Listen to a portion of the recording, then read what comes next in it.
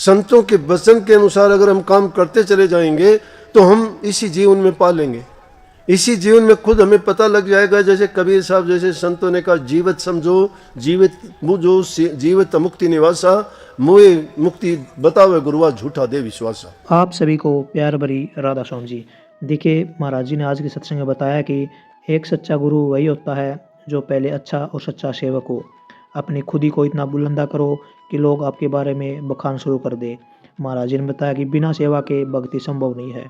जो इंसान भक्ति करता है उसको सेवा भी करनी चाहिए। साथ ही सतगुरु महाराज जी ने बताया कि इंसान इस संसार में सुख को खोजता है, लेकिन सुख है वो है परमात्मा की भक्ति में, सेवा में, लगन में। और साथ ही सतगुरु महाराज जी ने बताया कि अगर हमें अपने जीवन में भक्ति करनी है तो हमें गुरु के वचनों को मानना चाहिए। गुरु जो वचन देता है वो हमारे जीवन के लिए सार्थक होते हैं, हमारे जीवन को पवित्र बनाते हैं और हमारे मन को साफ रखते हैं। तो चलिए आपका कीमती समय ले सत्संग को शुरू करते हैं। कृपया सत्संग को पूरा सुनकर पुण्य भागीदार उससे बनिए। राधा खुशी की बात है अगर ज़्यादा से ज़्यादा लोग सत्संग से जुड़ें, अच्छी संगति करें, अच्छे गुणों को अपनाएं, तो उससे समाज में फैली कुरीतियां, अन्याय, पाप कर्म ये दूर होंगे, जिससे समाज उन्नत होगा तो देश भी उन्नत होगा। संत इस धरा पर जीवों के कल्याण के लिए आते हैं। ये काम श्रद्धा और विश्वास का है। शक्ति इंसान के अंदर है, खुद की शक्ति है, लेकिन खुद की शक्ति को हम ऐसे ही भूले हुए हैं जैसे परमात्मा को भूले हुए हैं। वो मालिक हर जगह मौजूद है ना, सब कहते भी हो, सुनते भी हो और सुनते आए हो कि मालिक कण कण में मौजूद है, लेकिन जानते हो, मानते नहीं हो। मानते क्यों नहीं? अगर उनको मानते होते तो हम किसको साथ बुरा बर्ताव करते, पाप कर्म क्यों करते, झूठ कपट बेईमानियां क्यों करते, किसी को कष्ट और दुख क्यों देते? जब हम इस बात को जानते हैं, वो देखता है, सब कुछ देखता है, वही करता है, और मानते तो वो नहीं करते ना। हम जानते तो हैं, सुन लेते हैं कि है ऐसा, लेकिन मानते नहीं हैं। और बात सिर्फ मानने की, उसी प्रकार से वो शक्ति इंसान के अंदर छुपी हुई है, वो गुप्त शक्ति है। गुरु सिर्फ उस शक्ति को जगाता है, और जो गुरु की बात पर यकीन करके, जगाने का मतलब है उसको पॉजिटिविटी, सकारात्मक शक्ति देता है। किसी को अगर किसी के दुर्बल विचार है, दुर्बल ख्याल है, कमजोरी है उसके विचारों में, उसको अगर तुमने वैसी ही बात कह दी तो और कमजोर हो जाएगा। लेकिन अगर किसी दुर्बल विचार वाले को, कमजोर सोच वाले को तुम कोई मजबूत विचार दे के उसको कहो कि नहीं तू सब कुछ करने के लायक है, ये बात तेरे अंदर नहीं है, वो मन से उस बात को मान लेगा, तो ये क्या छोटी मोटी रोग, बीमारी, तकलीफ कुछ नहीं होती। ऐसी घटनाएं रोजाना होती रहती हैं, अनेक लोगों के साथ होती हैं, लेकिन उसमें गुरु की जो शक्ति है तब काम करती है जब हम अपने मन में रखते हैं। अब नाम गुरु का लेते हैं, ऊपर से गुरु के पास जाते हैं, सत्संग करते हैं, लेकिन मन हमारा बदलता नहीं। जितने भी संत धरा पर आए उन्होंने समाज को यही संदेश दिया। नाम है क्या? नाम भक्ति। हम इतना जोर देते हैं कि नाम भक्ति किया करो। उस नाम भक्ति के रास्ते पर चलने से पहले गुरु भक्ति किया करो। गुरु भक्ति से पहले मैं प्रेम भक्ति बताता हूं, लेकिन प्रेम भक्ति करने से पहले भी मैं सेवा भक्ति बताता हूं। सेवा भक्ति जो नहीं करता, प्रेम कहां से आएगा? प्रेम होगा तो ही सेवा करेगा। प्रेम जिसका होता है सेवा में देखता नहीं है क्या किस प्रकार की सेवा है। वो ऊंच नीच, छोटा बड़ा, बुरा भला कुछ नहीं देखता, सेवा करनी है। प्रेम है जिसके दिल में, वो परवाह नहीं करता। और जिसके दिल में प्रेम है वही भक्ति करेगा। भक्ति किसकी? गुरु की प्रथम भक्ति। और गुरु कहता है कि माँ बाप की सेवा करो। जिसने माँ बाप की सेवा की है, बूढ़े बुजुर्ग की बातों को मानता है, घर में प्रेम का बर्ताव रखता है और किसी का बुरा करना नहीं चाहता, तो समझो कि वो सेवा के काम में लगा हुआ है। आधा काम आधा रास्ता उसने तय कर लिया है भक्ति का। और जब गुरु की शरण में जाएगा, उसके मन में किसी प्रकार की दुचिता ही नहीं रहेगी, दुविधा नहीं रहेगी, कोई भ्रम नहीं होगा उसको। जिनके दिलों में भ्रम भरा रहता है वो गुरु के पास जाते भी हैं, लेकिन भ्रम नहीं निकलते। वो विश्वास अपने चतुराई पे करता है। यहां चतुराई शुद्ध है नहीं, शुद्ध है प्रेम भाव। जिसके दिल में प्रेम होता है उसको पता लगता है। आज उन महापुरुष संत शिरोमणि रविदास जी की शिक्षाओं को अगर देखो, संतों की शिक्षा कोई उसी समय के लिए नहीं होती, वो हर काल में सत्य होती है। मुझे भी मौका मिला था काशी जी में, रविदास जी हुए हैं। जब मुझे पता लगता है जहाँ कहीं महापुरुष की कोई भी जगह, स्थान, मंदिर, मस्जिद, जो भी चीज़ होती है, चाहे वो किसी भी धर्म का मानने वाला हो, मैं हर जगह वहाँ जाके और देखता भी हूँ, क्योंकि पवित्र जगह में जाने से आदमी के विचार पवित्र होते हैं। महापुरुष जितने भी हुए हैं उन्होंने यही संदेश दिया है कि बुराइयों को मिटाओ, सच्चाई और अच्छाई के रास्ते पे चलो। सच्चाई के रास्ते पे सभी ने चलने के लिए कहा है, लेकिन लोगों ने अपने दिमाग से उनको अलग अलग मतों में बांट दिया। धर्म मत कहो, उनको मत हैं वो। मत का मतलब है अपनी मति और बुद्धि, अपने विचार। अपने विचारों के अनुसार उन्होंने, किसी ने कबीर साहब का नाम ले दिया, किसी ने रविदास जी का नाम ले दिया, किसी ने वाल्मीकि जी का नाम ले दिया, तो किसी ने महात्मा बुद्ध का नाम, किसी ने महावीर स्वामी का नाम, किसी ने ईसा मसीह का, तो किसी ने मोहम्मद साहब का नाम ले दिया। उनकी मत थी।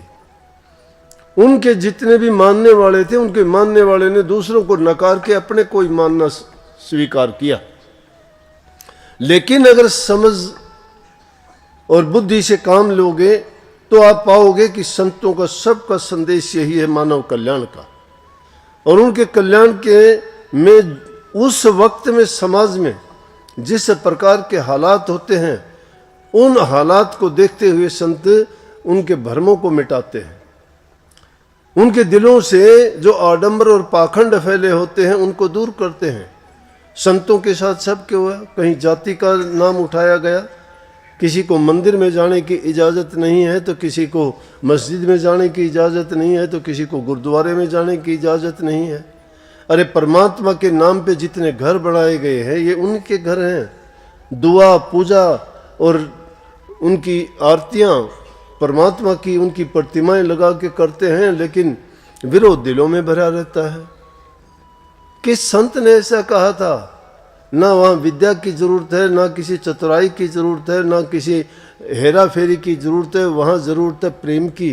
जिसके दिल में प्रेम है, श्रद्धा जिसका और दृढ़ विश्वास है, वो मानता है, वो आस्तिक है, चाहे वो किसी भी रूप में स्वीकार करता है, वो उस शक्ति को मानता है। कुछ लोग हैं, कुछ अपने मत भी हैं ऐसे जिन्होंने नकार दिया, परमात्मा की शक्ति को ही नहीं मानते। वो लोग तो कहते हैं कि ये तो ऐसे ही क्रियाक्रम से संसार चलता है। लेकिन पुराने इतिहास को देखोगे, संत जो त्रिकालदर्शी हुए, जिन्होंने आदि अंत का सबका भेद था, उन्होंने तो इतना स्पष्ट शब्दों में खोल के कहा कि ये 84 लाख प्रकार की योनि है और उन योनियों में जीव अपने कर्म करने के अनुसार कर्म भोगने के लिए ऊंची नीची योनियों में जाता है, जाना पड़ता है। और उनमें सबसे उत्तम योनि इंसान की है, मनुष्य की है। इसलिए मनुष्य क्यों है वो, उसका मुख्य कारण यही है कि दूसरी किसी भी योनि में जाओगे, उनमें सुधार करने वाला, उनको रास्ता दिखाने वाला या उनको कोई संदेश और उपदेश करने वाला कोई जीव नहीं होता, और दूसरे जीवों की भाषा को समझते नहीं हैं। एक मनुष्य योनि ऐसी है कि जिसमें संत सतगुरु का रूप धर के वो आते हैं, उसी भाषा को बोल के उन लोगों को उन्हीं की भाषा में संदेश दे के सुधारने का काम करते हैं, बाकी किसी योनि में नहीं। वो भोग योनियां हैं सारी की सारी। इस बात को भी इनकार कर देते हैं कि क्रियाकर्म से चलते हैं। कुछ कह देते हैं जैसा बीज होगा वैसा उसका पेड़ भी होगा। कहते हैं कि इंसानों की संतान इंसान होगी, जानवरों की जानवर होंगे, कीट पतंगों की कीट पतंगे ही होंगे। ये हो नहीं सकता कि एक जीव दूसरी योनि में चला जाए। लेकिन ये तर्क वितर्क की बातें हैं, उनमें पढ़ने की बजाय हमें क्या करना कि हमारे सामने तो हमारा यही वक्त है, वर्तमान काल है, और इस वर्तमान काल का संदेश संतों से मिलता है। संतों के वचन के अनुसार अगर हम काम करते चले जाएंगे तो हम इसी जीवन में पा लेंगे।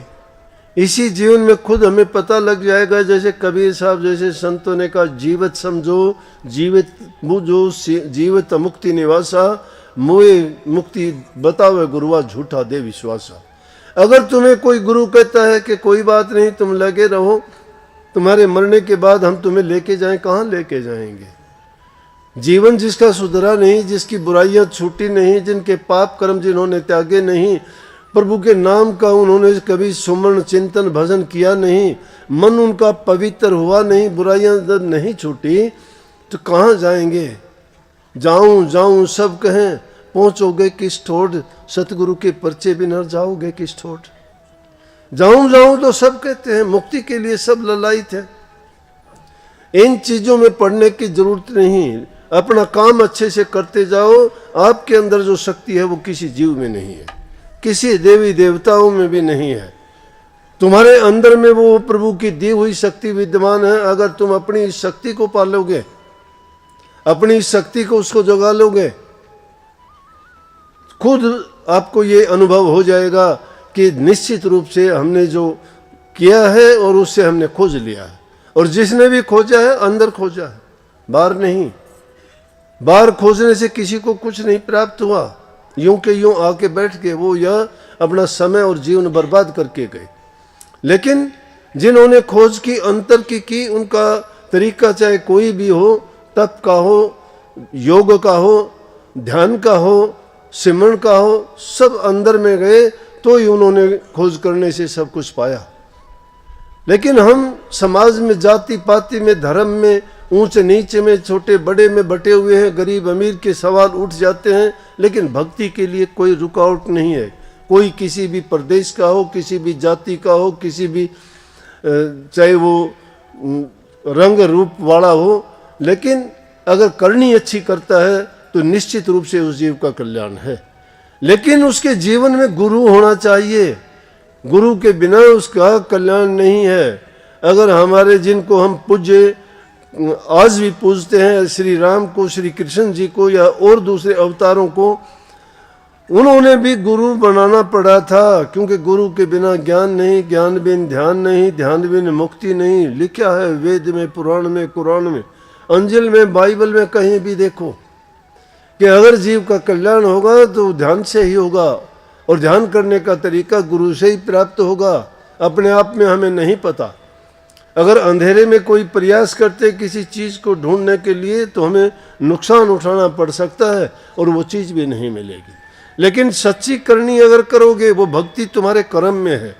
शुभ कर्म करते जाओ, वो भक्ति तुम्हारे पास में, दूर कहीं जाने की जरूरत नहीं। सत्संग को पूरा सुनने के लिए बहुत बहुत धन्यवाद। हम आशा करते हैं आपने सत्संग को बड़ा ही ध्यान से सुना होगा। तो जैसे प्यारी साध संगत जी, आपने सत्संग में सुना, महाराज जी ने बताया कि अगर जीवन को पाक साफ पवित्र बनाना चाहते हो तो गुरु के वचनों पर चलिए, गुरु के उपदेशों पर चलिए। गुरु जो जो करता है हमारे जीवन के कल्याण के लिए करता है। गुरु की हर बात में हमारे जीवन की पवित्रता पाएगी, सार्थकता पाएगी और हर बात में हम सुखी पाएंगे। तो हमें गुरु की हर बात को मानना चाहिए, उनके आदेशों के अनुसार चलना चाहिए। उनके कहे पर चलकर ही हम अपने जीवन को पाक साफ पवित्र बना सकते हैं। तो कृपया सतगुरु महाराज जी की इन बातों को आप अपने जीवन में अवश्य उतारिए और अपने जीवन को सार्थक अवश्य बनाइए। और साथ ही अगर आपको सत्संग अच्छा लगा तो कमेंट बॉक्स में राधा स्वामी लिखकर पुण्य भागीदार अवश्य बनिए।